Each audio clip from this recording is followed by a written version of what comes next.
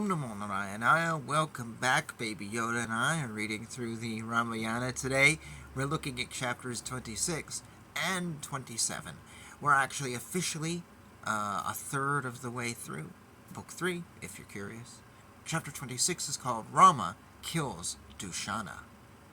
When Dhooshana saw that his army was being scattered, he ordered 5,000 powerful Rakshasas with great speed and who never retreat to attack Rama. They started throwing tridents, iron rods, swords, a rain of stones and trees, continuously on Rama from all directions. After stopping the shower of those stones and trees, which could be fatal, that soul of Dharma sent very sharp arrows at all of them. Receiving that shower of weapons like a bull with closed eyes, Rama, with great anger, started killing those Rakshasas. That very infuriated Rama, endowed with great luster and with many arrows, made Dhooshana and his army ineffective. Dhooshana, the great commander-in-chief, who was the spoiler of enemies, became angry and sent arrows which were like thunderbolts at Rama, and virtually countered the attack of Rama. Then that Rama, with great anger, using his bent and great bow, cut off the bow of that valorous one, and also killed his 4 horses. After killing those horses with his sharp arrows, with the crescent moon-shaped bow, he cut off the head of the charioteer, and with 3 other arrows also pierced his chest. With a broken bow, with no chariot, with horses dead and a charioteer dead, Dhooshana grabbed a mountain-like mace, which was ornamented in gold, which was hair-raising, which had been used to beat the army of Devas, which had sharp spikes attached to it, which was saturated with enemy blood, which was equal to Vajrayuda to touch, and which was used to destroy the towers of the enemies. Dhooshana, who was a cruel Rakshasa, rushed towards Rama holding that mace, which was like a great serpent. Rama, seeing that Dhooshana rushing towards him, sent 2 arrows that cut off both his hands, which were ornamented. When those hands of his were cut off, that great mace fell in the battlefield, and with his hands cut off, he looked like the cut-off flag of Indra. With both his hands strewn around him, Dhooshana fell on the earth like a haughty, gigantic elephant falling down when his tusks are broken. Seeing Dhooshana, who was now killed in battle, falling on the ground, all beings praised the son of the Kakusha clan, saying, "Great, great." When this was happening, 3 very angry chiefs of the army, called Mahakapala, Stulaksha, and the very powerful Pramati, ran towards Rama, not understanding that they were running towards death. Mahakapala carried a huge trident, Stulaksha had an iron crowbar, and Pramati came with an axe, and they all came rushing towards Rama. Rama, noticing those Rakshasas rushing towards him with sharp-edged weapons, quickly received them with sharp arrows, as if one receives a guest. Mahakala's head was cut off by divine arrows, and using innumerable arrows, he also killed Pramati, and both of them fell on the ground like a big tree with its branches. Rama filled both the eyes of Stulaksha with many arrows, and with a flow of 5,000 arrows. In a moment, the followers of Dhooshana were sent to the place of the god of death.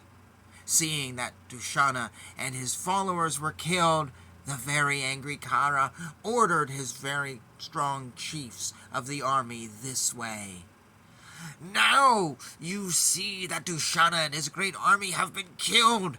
So now, taking the very great army, you all fight with that bad human being and use all sorts of weapons and kill him." After the angry Kara spoke like this, his 12 army chiefs, who were very valorous, along with their army men, advanced towards Rama, releasing excellent arrows at him. Then, using his arrows decorated by gold and shining like a rage of fire, that Rama, who had great luster, killed the remaining army.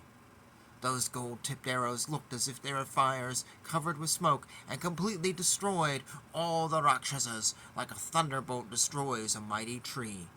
With a single stroke, he killed 100 Rakshasas with 100 arrows, and similarly killed 1,000 Rakshasas with 1,000 arrows. They all fell down, cut and broken, and stained with blood, with shattered shields and ornaments, which were broken to pieces by the arrows. The entire battlefield was strewn by those who had fallen, by those who were drenched in blood, and by those who were cut to pieces, and it looked like a sacrificial altar spread with kusha grass. Within a moment, that dreadful forest with the Rakshasas who had been killed looked like hell whose soil had been soaked with flesh and blood. Those very powerful 14,000 Rakshasas were killed by Rama, a single human being standing on the ground. Among the huge army, only the great hero Kara, a Rakshasa called Trisiras, and Rama were left standing and alive.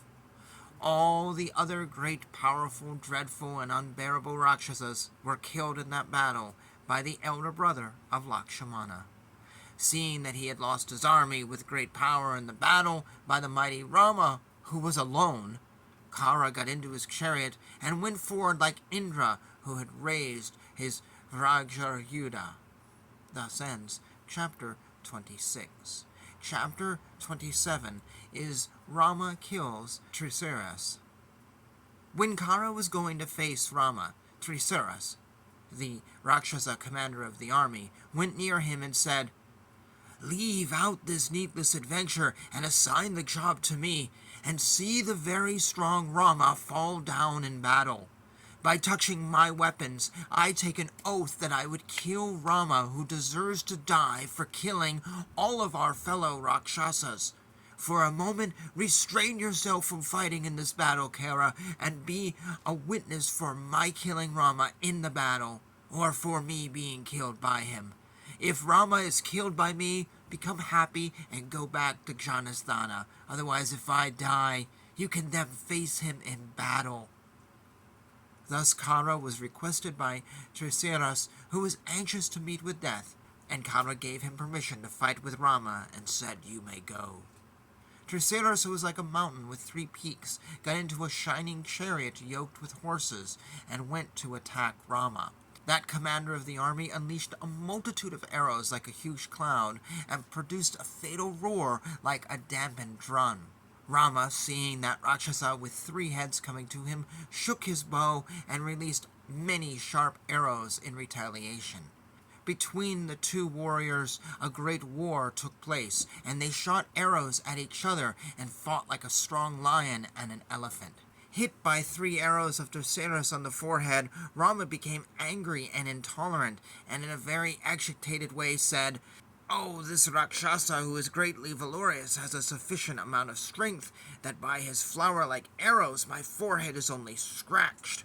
He will now receive arrows from me." The agitated and angry Rama released from the string of his bow 14 poison-like arrows and hit the chest of Trisiras. Then the lustrous one sent 4 arrows, which were well jointed, and he hit the 4 swift horses and killed them all. He hit the charioteer with 8 arrows, and the very lofty flag on the top of the chariot with 1 arrow, and cut it off. Then Rama hit that Rakshasa who was running away from the destroyed arrows with chariots on his chest, and that Rakshasa became numb. That man of boundless strength, Rama, with great ire, with swift and sharp arrows, cut off the 3 heads of that Rakshasa. Attacked by the arrows of Rama, that one who travels at night vomited blood, and when his 3 heads were cut off, he fell down. Those Rakshasas who were remaining, and under the protection of Kara, got greatly scared by the tiger-like Rama, and retreated and sped off like a deer. That Kara, seeing his retreating army, became angry, and personally made them turn back, and leaped on Rama like Rahu and Ketu try to leap on the moon. And thus ends chapter 27. And this actually answered a question that I asked in the last video. How does Rama protect himself? Well, it seems like he really can't be hurt. Some arrows in his forehead would kill anyone else, but it was like, oh, it's a scratch. A little bit of makeup and no one will notice, sort of thing. I forget if there's a blessing that we read, like in book 1, about Rama having this almost immortality or inability to be defeated. There's just so many things that have happened, and the book doesn't remind you of things, so I may have just missed that part of the story. That's my fault. Here's Fiona going up. She's cruising around, looking for her spot to sleep because she's not interested in the Ramayana.